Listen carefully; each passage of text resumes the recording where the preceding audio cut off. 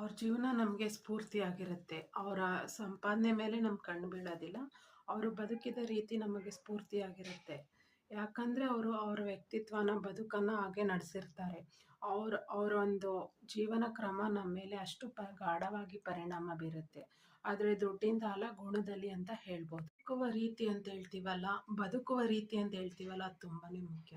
ನಾವು ಯಾವ ಕೆಲಸವನ್ನು ಮಾಡ್ತೀವಿ, ಯಾವ ಕರ್ಮವನ್ನು ಎಸಗ್ತೀವಿ, ಮಾಡ್ತೀವಿ, ಅದು ತುಂಬಾ ಇಂಪಾರ್ಟೆಂಟ್ ಆಗುತ್ತೆ. ನಾವು ಸತ್ತ ಮೇಲೆ ನಂತರ ನಾವು ಮೃತರಾದ ನಂತರ ನಮ್ಮ ಜೀವನವರೆಗೆ ಪಾಠವಾಗಿರಬೇಕು ಅಂದರೆ ನಾವು ಸಿಂಪಲ್ ಲೈಫ್ ಸ್ಟೈಲ್ನ ಮ್ಯಾನೇಜ್ ಮಾಡಬೇಕು.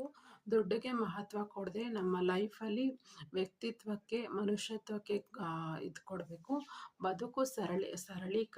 ಬದುಕು ಸಿಂಪಲ್ ಆಗಿದೆ, ಆದರೆ ಅಳವಡಿಸಿಕೊಂಡಿರುವ ವಿಧಾನಗಳು ಕಠಿಣವಾಗಿವೆ.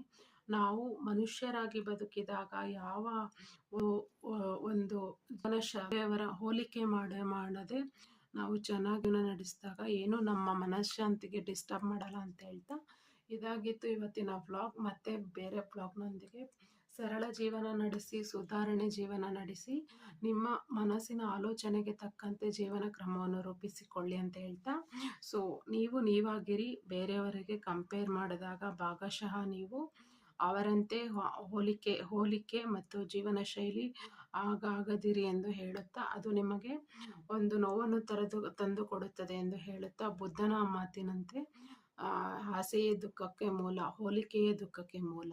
ನೀವು ನೀವಾಗಿರಿ, ನಿಮ್ಮ ಆಲೋಚನೆಗಳಂತೆ ಬದುಕಿರಿ ಅಂತ ಹೇಳ್ತಾ, ಇದಾಗಿತ್ತು ಇವತ್ತಿನ vlog. Suma signing off. Next vlog ಜೊತೆ ಭೇಟಿ ಆಗ್ತೀನಿ. ಸೊ ಕಮೆಂಟ್, ಸಬ್ಸ್ಕ್ರೈಬ್, ಶೇರ್ ಮಾಡೋದನ್ನು ಮರಿಬೇಡಿ. ಬಾಯ್, ಟೇಕ್ ಕೇರ್.